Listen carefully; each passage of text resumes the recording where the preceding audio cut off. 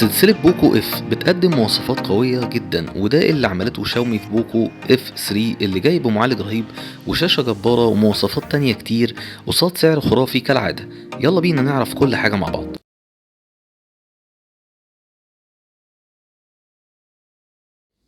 شاومي مش رحمة حد من المنافسين بصراحة، وده اللي هيظهر لما تيجي تشوف مواصفات بوكو اف 3. هتلاقي موبايل متكامل، تصميم زجاجي سيمبل مع شكل الكاميرات الشيك اللي خلاص بقى موضة لشاومي السنة دي في أجهزتها.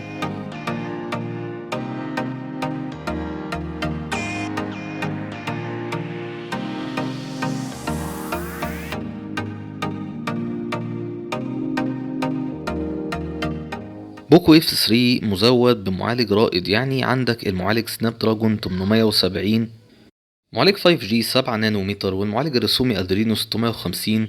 المعالج اداؤه قوي جدا، يعني ما تقلقش تشغل العاب تقيله زي فورتنايت مع اعدادات عاليه، لان الموبايل بيحقق على انتوتو بنش مارك حوالي 490 الف نقطه بترتيب الرابع على المعالجات في العالم. ما تنساش بس في ثانيتين كده نعمل لايك وتشترك في القناة علشان تتابع آخر أخبار الموبايلات والتقنية. وتعالوا نتكلم عن الشاشة اللي بتقدمها شاومي في بوكو اف 3، اللي هي بحجم 6.67 بوصة سوبر اموليد، وكمان مع ريفريش ريت 120 هرتز، وهي بدقة فول اتش دي بلس بمعدل كثافة بكسلات 395 بكسل، يعني شاشة روعة في الجيمز او مشاهدة الفيديوهات. بالاضافة انها فيها خواص تانية كتير، زي انها بتدعم ال HDR10 والدارك مود محترم جدا، ومود الوضوح تحت اشعة الشمس، كل ده مع طبقة حماية كورنينج جوريلا جلاس من الجيل الخامس علشان تحافظ على الشاشة. ولو بصينا على كاميرات الموبايل هتلاقي ارقامها مش اعلى حاجة، يعني عندك الكاميرا الرئيسية 48 ميجا بكسل، كان المفروض تكون على الاقل 64 ميجا بكسل، وهتلاقي الكاميرا بارزة شوية عن ظهر الجهاز، يعني هتحتاج تستعمل الكفر.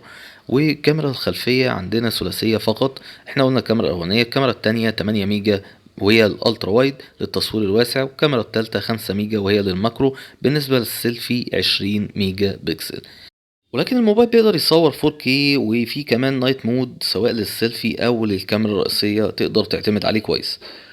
بوكو اف 3 مليان مواصفات اضافية تانية، زي انه في سماعات ستيريو بتدعم الدولبي اتموس، ذاكرة الجهاز من النوع الاسرع في نقل البيانات اللي هي يو اف اس 3.1 في النسختين ال 128 مع 6 جيجا رام، والتانية ال 256 مع 8 جيجا رام.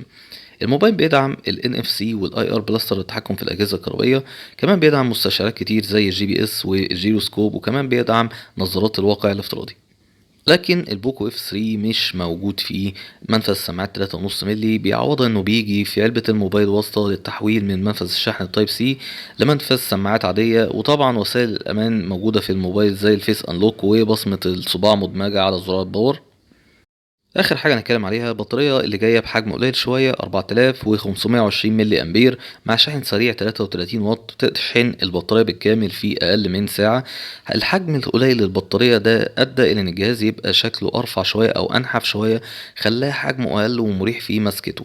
كل المواصفات دي جايه بسعر 6400 جنيه للنسخة ال 128 مع 6 جيجا رام، و 7000 جنيه للنسخة الكبيرة ال 256 مع 8 جيجا رام.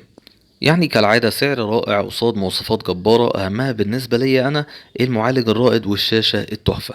دي كانت كل مواصفات بوكو اف 3 اللي خلاص هينزل مصر خلال آخر الشهر ده، وهيبدأ الحجز مسبق عليه مع هدية حجز مسبق، هي بتبقى سماعة شاومي اللي عملت عليها فيديو قبل كده، هتلاقي الفيديو اللينك بتاعه في الوصف أو أول تعليق مثبت. عايزك تبقى بس تضغط لايك للفيديو وتشترك في القناة عشان تتابع الفيديوهات والأخبار الجديدة، وأشوفكم في فيديو جديد. سلام.